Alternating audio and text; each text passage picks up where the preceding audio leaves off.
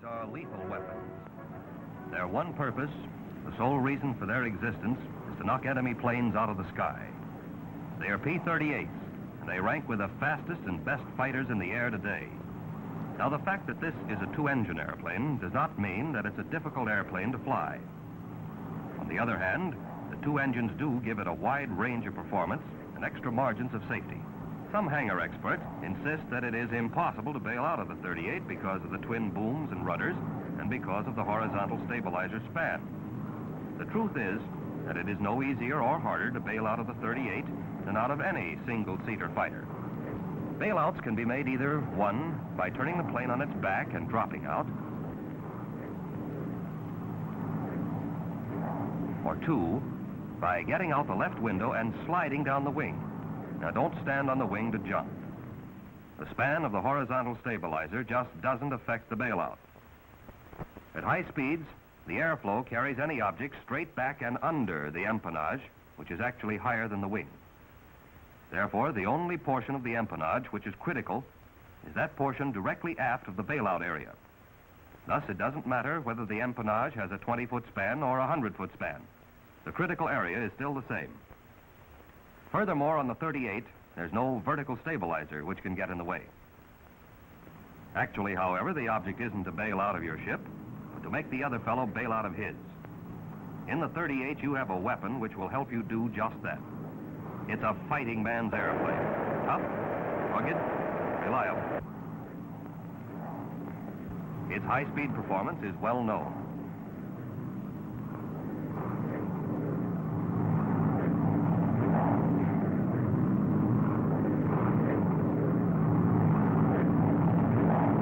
But its control at low speeds is equally spectacular from the point of view of performance.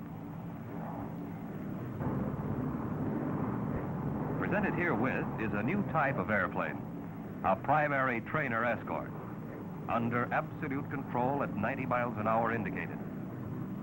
Now, watch its acceleration.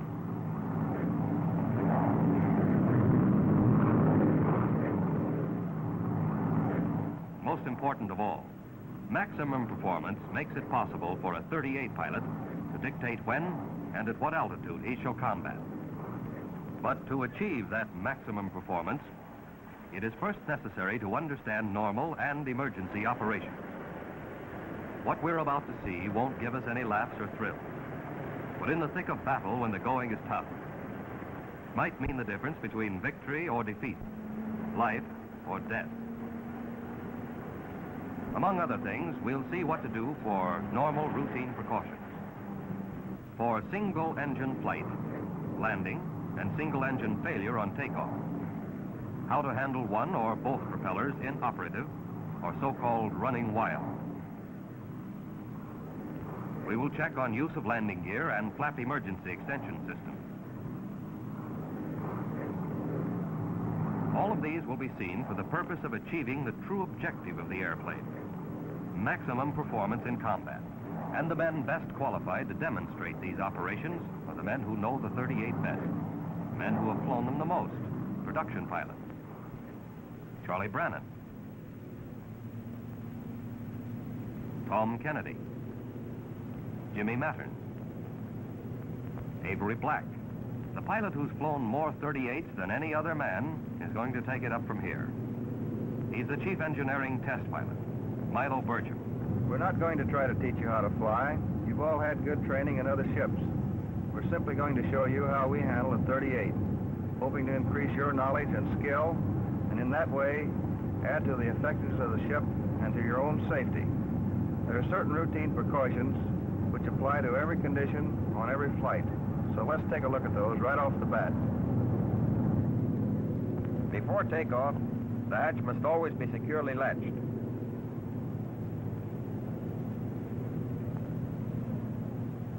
Both sliding windows must also be closed all the way. With the windows closed, the airflow is normal. But if the windows are carelessly left open, the airflow is disturbed and causes the wake to hit the tail.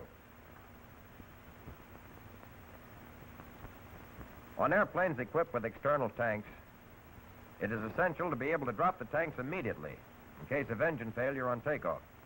Therefore, before starting, the drop tank switch is placed in the safe position, and the drop tank selectors are placed on, so that in an emergency we can lose the tanks by simply punching the drop tank release button. When the full fuel load is carried, takeoffs are always on the front tanks. Normally, we use no flaps. Later, we will check on conditions where flaps are used. But at all times, maximum allowable manifold pressure is used. Once in position at the head of the line, and after run-up and mag check, propellers are checked in the automatic position. By trying the governors, we make certain that they're really governing.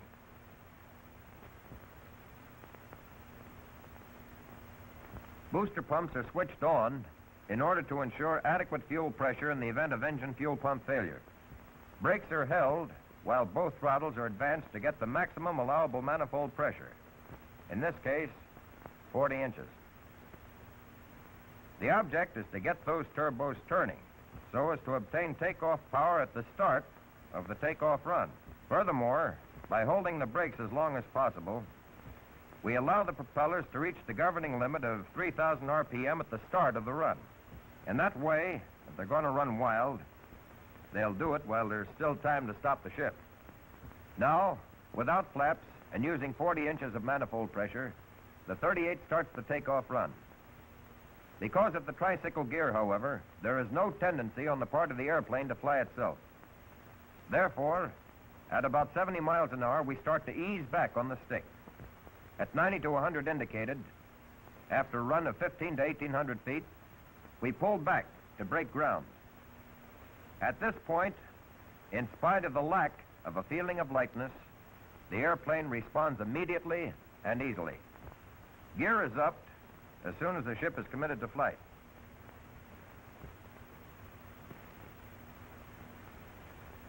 By the time the gear retracts, indicated airspeed will be at least 150, well above single engine operation speed of 120. If the boom doors do not close immediately, nosing the plane abruptly down a couple of times usually will close the doors. No flaps are used for normal takeoff because without them, we get the single engine flying speed faster. But if this tower, for instance, were an obstacle 1,700 feet from the head of the runway, a zero flap takeoff would catch it right amidships. With 50% flaps under exactly the same conditions, the airplane easily clears the tower. Airspeed will be at least 140 indicated by the time the gear retracts, which is enough speed to retract the flaps without loss of altitude. Although flaps reduce takeoff run about 500 feet, they only provide a takeoff goose because the rate of climb and speed at zero flaps quickly exceed the initial advantage with flaps. As soon as the airplane is in its climb, power is reduced to 37 inches of manifold pressure and 2,600 RPM. At this time, if high-altitude flight is not contemplated, booster pumps can be turned off. There's very little difference in the rate of climb at indicated speeds of 140 to 180 because what is gained by the angle increase is lost in speed. The flight characteristics of the 38 are excellent. For example, the stall, which we're about to see, is so slight as to be almost imperceptible to the camera. The power stall will occur at about 70 miles an hour. Loss of altitude will be about 50 feet. The counter-rotating propellers eliminate torque. No tendency of either wing to dip or fall away. Watch closely. There's the stall. Characteristics are just as good in the power-off stall with gear and flaps retracted or extended. Accelerated stalls, accompanied by normal buffeting, occur on any airplane when the angle of attack is increased to the point that the airflow over the wing becomes turbulent. This can happen in sharp turns, pull-outs, or other severe maneuvers. The 38 is designed to take the buffeting of the stall and has no tendency to slip off on either wing at any altitude. If you want to get out of an accelerated stall, Permit the airflow to reestablish normal lift by easing up on the stick. For the sake of greater maneuverability, there's a maneuvering stop on the flap control. With flaps in this position, turns are shortened, and similar maneuvers perform with great efficiency. Low-speed banks at low levels, however, even with the flaps full down, are non-habit forming. There's just not going to be enough time to recover lost altitude before the ground catches up with you. And in practicing maneuvers, there are two things that are darn important. First, where inverted flight is concerned, the engines are not designed for inverted flight of more than 10 seconds. Oil pressure will drop in even less time, and the bearings are apt to be damaged. Furthermore, prolonged inverted flight is in itself unnecessary. Secondly, in any maneuver which requires a downward recovery, the pilot must have plenty of air under him, at least 10,000 feet. Due to the 38's acceleration in a dive, the ground comes up awfully fast to slap you in the face. There's a dive limit chart in the cockpit. Be sure to check it. Landings are not complicated, but in night landings, pilots new to the 38 sometimes get a surprise when lowering the landing light. This is due to the fact that the light disturbs the airflow to the aileron. This nibbling feels a bit strange at first, but actually has no unfavorable effect as far as flying is concerned. For the landing itself, propellers are set for 2,600 RPM with about 23 inches of manifold pressure. And to ensure adequate fuel pressure, on go the booster pumps. Gears extended at 175 miles an hour indicated. Flaps at 150. At this time, the toe brake should be pumped to ensure adequate pressure upon landing. Now let's retract the gear again to show that even if the normal extension system fails, there is still no reason to start getting ideas about a belly landing. Two conditions are usually the cause of hydraulic system failure. Either the engine hydraulic pump has gone out, or there's a break in the hydraulic lines. If the engine pump goes out, fluid will still be in the lines, and the auxiliary hand pump can be used to extend both the gear and flaps. No other action except pumping is required, and it will take about 5 minutes to pump the gear down and lock. If, after 2 or 3 minutes of pumping, there is no feeling of pressure against the pump, it indicates that there is fluid failure. In this case, the emergency system is still on tap. The emergency extension system is used in the following sequence. First, landing gear control lever is placed down. Next, the bypass valve is closed by turning it clockwise. Now the hand pump selector valve handle is placed down, and the pump is operated to force the doors open with the wheels. Pumping is continued until all 3 wheels are fully extended and locked. Nosing the ship abruptly up will help force the wheels out. While pumping, the selector valve handle should be checked down to make sure it hasn't moved out of position. Flaps can also be extended by the hand pump. To do this, the flap control handle is placed down. Then the selector valve handle is set to up, and the pump operated till the flaps are extended the desired amount. If for any reason the flaps will not extend, the airplane lands well enough without them. In a zero flap landing, however, allow for float and higher stalling speed.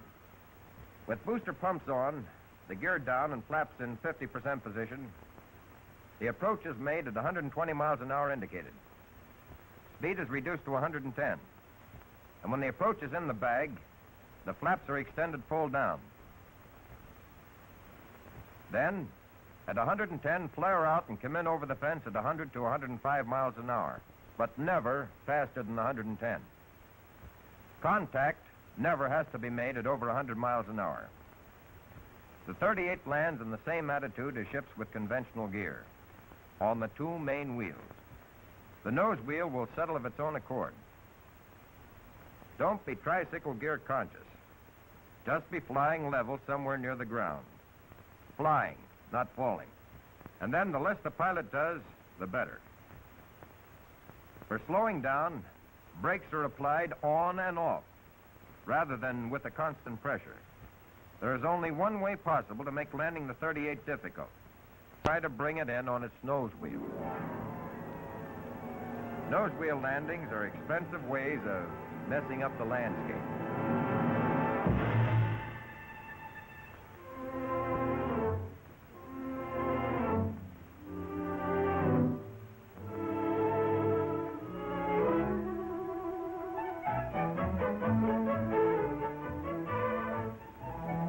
And sometime or other, everybody feels a little sorry for pilots just starting to fly single-seat fighters.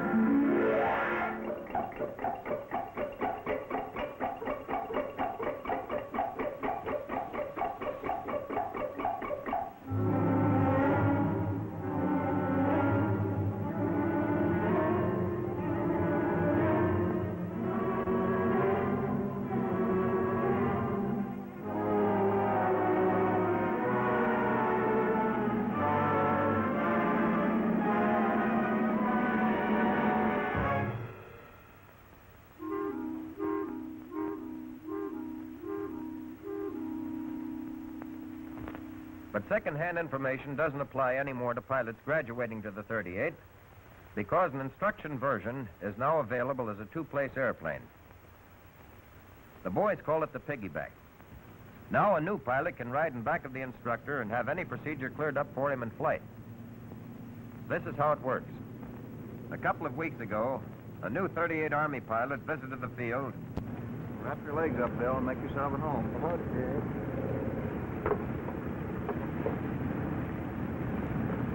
This being a passenger is a good deal. I feel like a colonel already. The last guy thought he was a general. Well, all kidding aside, Milo, I hope you don't think me a dope if I ask a lot of fool questions.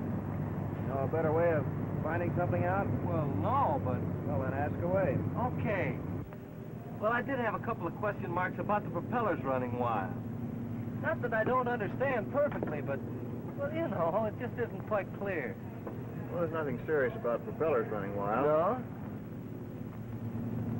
It usually simply means that they're caught in full high RPM. And as a result, the engines are overspeeding. This can happen due to a shortened electrical system or the switches being left in manual instead of automatic.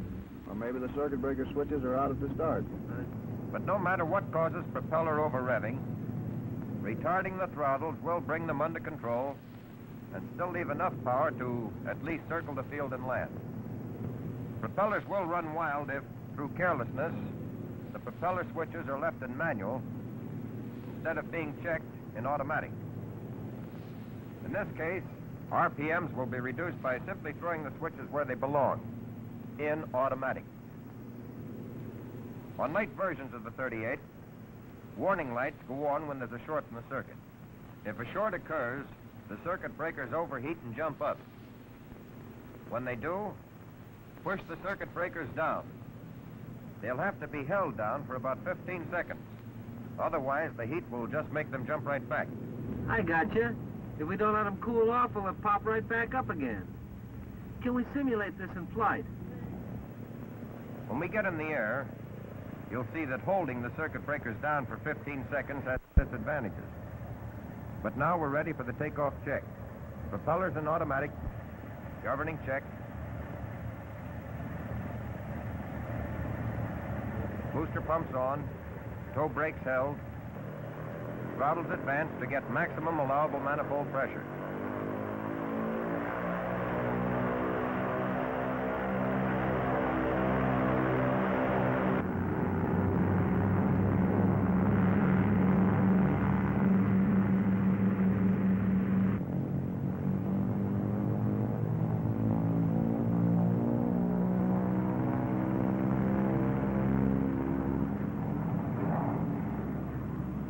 The lights warn us that there's a short. And the propellers jump from 3,000 to 3,500 RPM. Shoving down the circuit breakers will help control the propellers. But the 15 seconds that they have to be held down is a long time in flying to have one hand committed to a single action. Therefore, it's better to retard the throttles and bring the RPMs down to 3,000 while still maintaining sufficient power to establish level flight before pushing the circuit breakers down. Now, with flight established, the circuit breakers can be held down. And if they stay down, as much power as is desired can be put on, and the propellers will be governing properly. If one engine were damaged by over-revving, the propeller would be feathered right away, and single-engine flight would be necessary. But correct single-engine flight procedure must be followed. There are only three main steps. The first step will be to set the dead engine mixture control to idle cutoff so as to reduce fire hazard by stopping the flow of fuel at once. Furthermore, if by mistake we try to kill the engine that's operating, the complete loss of power warns us while there's still time to recover. So, if the right engine were to quit, the three main steps would be, first, right mixture control to idle cutoff. Second, right feathering switch to full feather. And third, right throttle back to close.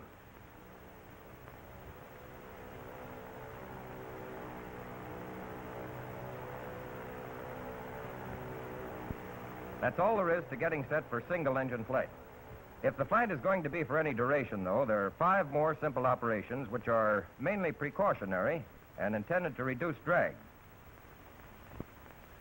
Turn the right booster pump off, trim the rudder tab, close the right tank selector valve, close the right press tone shutter, and close the right oil cooler flap. Now, that's one of the handy features of the 38. If one engine fails, there's still a mighty fine single-engine ship under us. There's no difference in flight technique with either engine. But for demonstration, we like to fly on the left engine and keep the generator going, rather than use the right engine and run on the battery.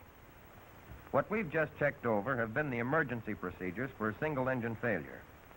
But for practicing single-engine operation and maneuvers, slightly different procedures are followed so that, if necessary, the simulated dead engine can be brought back into operation quickly. In the first place, be awfully sure that the live engine is on the tank with the most fuel. Then, and only then, start the procedure for single-engine practice flight. Now, turn the right booster pump off. Then, by retarding the right throttle, single-engine failure and the resultant yaw will be simulated. Recover from yaw with opposite rudder and throw the right mixture control to idle cutoff and feather up.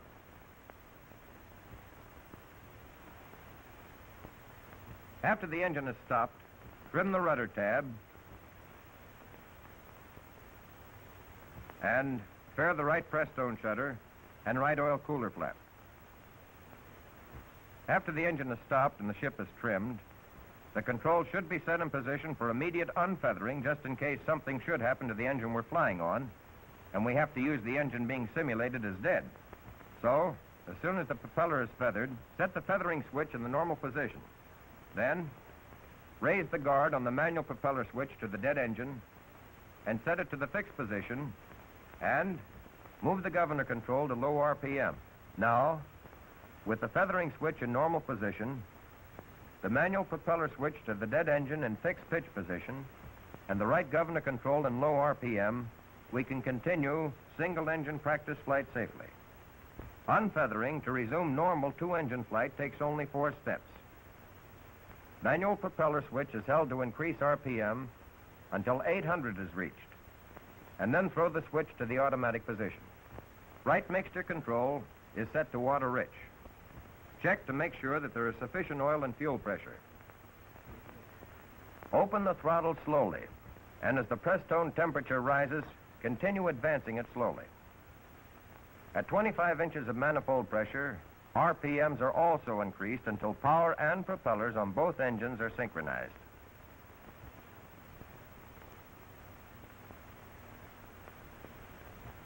In unfeathering, we have to advance the throttle slowly because the dead engine is cooled off, and sudden application of power would be apt to result in serious backfiring. But no matter if the single-engine flight is due to necessity or for the sake of practice, the procedures for flight and landing will be the same. For single-engine cruising, satisfactory power is 31 inches of mercury and 2,300 RPM. For single-engine climb, 37 inches of mercury and 2,600 RPM are satisfactory. Use of more power is unnecessary and depends on the weight conditions of the plane. At an altitude of 20,000 feet, the 38 on one 1,150 horsepower engine can hit 205 miles an hour indicated airspeed. Figuring pressure and outside air temperature, the true speed is actually about 282 miles an hour. Loss of range in flying on one engine is about 20%. In cases of prolonged single-engine flight, fuel will have to be drawn from the tanks of the dead engine. Now, Bill, you reach over to do this. First, turn the selector to the tank which is to supply fuel. Then set the cross-feed valve switch to cross-feed position and turn the other selector off. The single-engine maneuvers we're about to go through are to show the flexibility of the ship and are recommended only for combat emergency. A single-engine aileron roll is simple enough. But the engine design, as we know, doesn't allow inverted flight of more than 10 seconds due to the loss of oil pressure. The single-engine stall characteristics are at least the equal of most single-engine planes. The power stall occurs at 90 miles indicated, and the recovery is the same as with two engines. Now, here's the stall. There's a big change in directional trim with change in speed comparable to the torque effect in single-engine airplanes.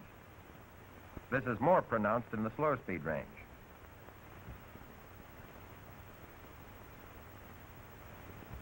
At high speed, the trim approaches the normal for twin-engine operation. And now, while we're heading back for a landing, there's one important thing to keep in mind.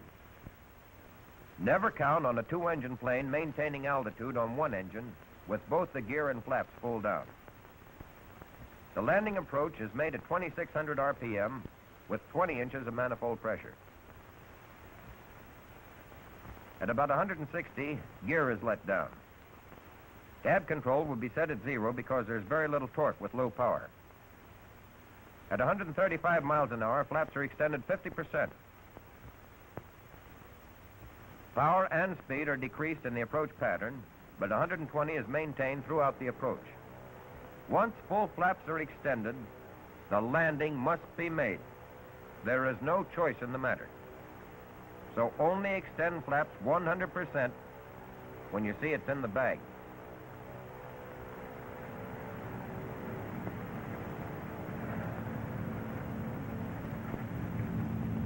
Retard the throttle and come in over the fence at 110.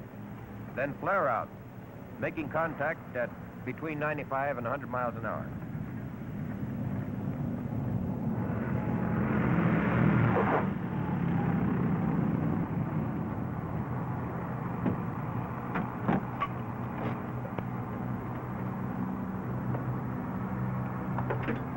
Boy, if I'd known how easy that baby flies on one engine, I'd never bothered. Well, it's not easy and it's not hard. Just know how and practice.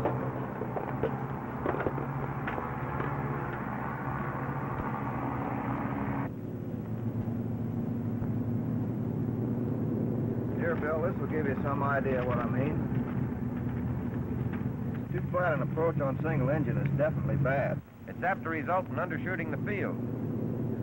The high approach can be made by diving down and leveling off short of the field. But the recommended approach has been found to be the easiest as well as the safest. It's okay to use some power until you actually contact the ground. Uh-huh. Hey, one engine's quit. You still got another engine.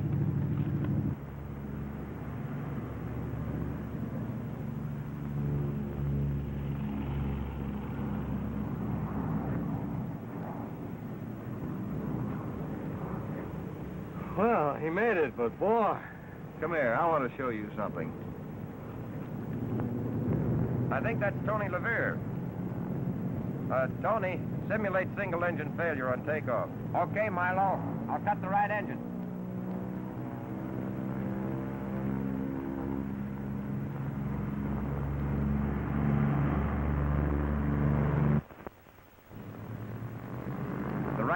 quit at 120.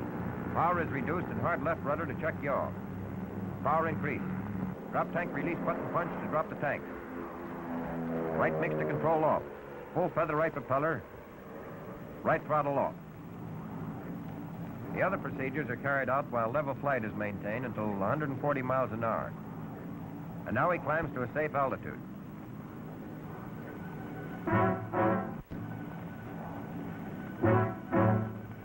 Remember, Bill, this is your first crack at it, so take it easy. Okay.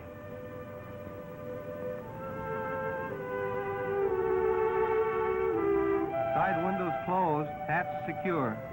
Straighten nose wheel. Nose wheel straight. Drop tank switch at safe. Selectors on.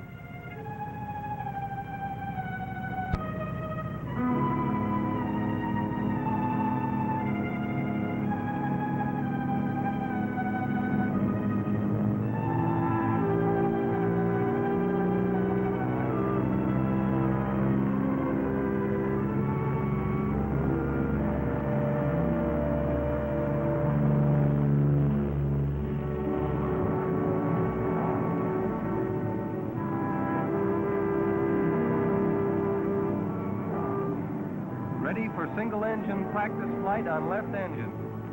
Make sure that you be on the tank with the most fuel. Switching from front to rear main. Right booster pump off and set to cut throttle. Go to it. Right throttle off, hard left rudder to check yaw. Mixture control to idle cutoff. Right propeller feathered up.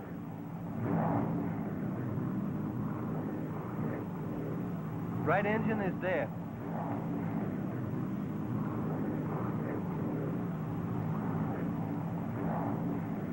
Trimming rudder tab. Closing right press-stone shutter and right oil cooler flap. How's about setting the controls for unfeathering? Uh-oh. Feathering switch in normal position. Manual propeller switch in fixed position. Right governor control in low RPM. All set and smooth as silk. Nice going. Now circle for landing.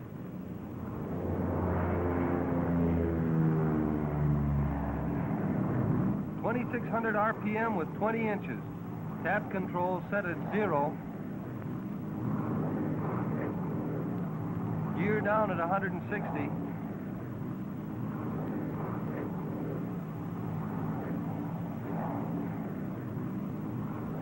.50% flaps.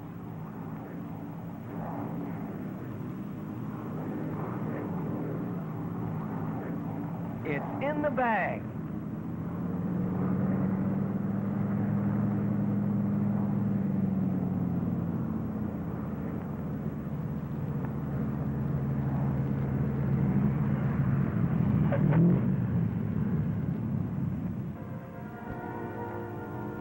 The 38 as a weapon does not have to take a back seat to any plane in the world. It's a man's airplane, effective and versatile. But remember that it is an airplane, and don't lose respect for it. Learn to take advantage of its strong features, both of safety and attack. The skies belong to you.